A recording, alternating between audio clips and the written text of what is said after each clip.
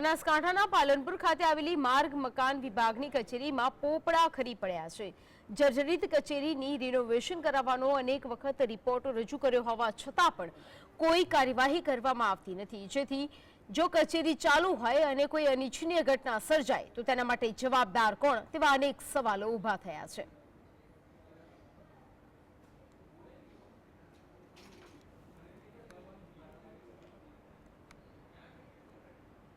બનાસકાંઠા જિલ્લા પંચાયત કચેરી ખાતે આજે જીએસટીની ટીમ પહોંચી છે।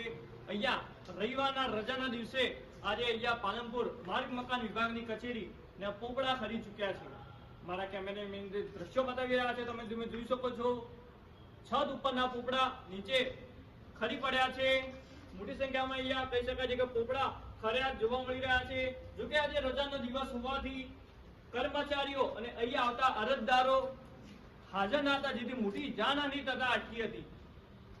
અહીંયા વિવિધ કચેરીઓ આવેલી છે, જિલ્લા વિકાસ અધિકારીની કચેરી આવેલી છે, જિલ્લા આરોગ્ય અધિકારીની કચેરી આવેલી છે।